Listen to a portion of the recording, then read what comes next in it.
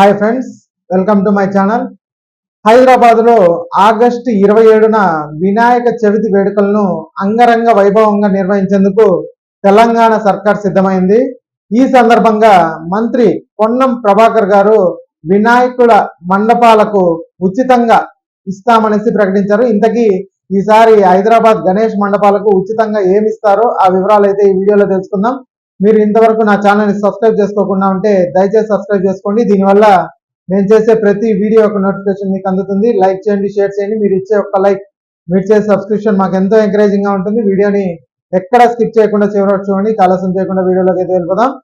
ఈ సంవత్సరం హైదరాబాద్లో నిర్వహించబోయే గణేష్ నవరాత్రి ఉత్సవాలకు సంబంధించి మంత్రి పొన్నం ప్రభాకర్ గారు సమీక్షా సమావేశం నిర్వహించారు. కీలక నిర్ణయాలు కూడా తీసుకున్నారు.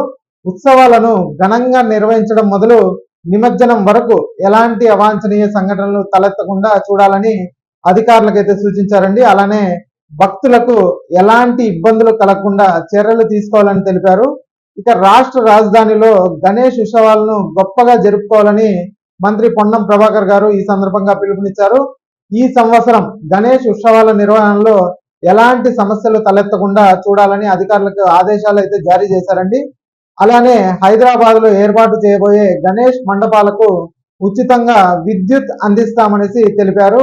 ఈ అంశంలో పోయిన ఏడాది ముఖ్యమంత్రి రేవంత్ రెడ్డి గారు ఎంతో సాయం చేశారని ఈ సందర్భంగా మంత్రి పొన్నం గుర్తు చేశారండి.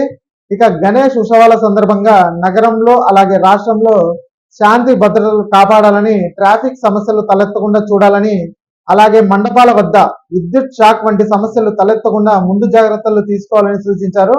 అలానే నిమజ్జనం వేళ విగ్రహాలకు అలాగే వాహనాలకు ఇబ్బందులు కలగకుండా చర్యలు తీసుకోవాలని తెలిపారు. అన్ని శాఖల అధికారులు సమన్వయంతో పనిచేసి ఉత్సవాలను విజయవంతం చేయాలని మంత్రి కోరారండి. అలానే గణేష్ నిమజ్జనానికి కూడా ప్రభుత్వం 30 కోట్ల రూపాయల నిధులు కేటాయించింది.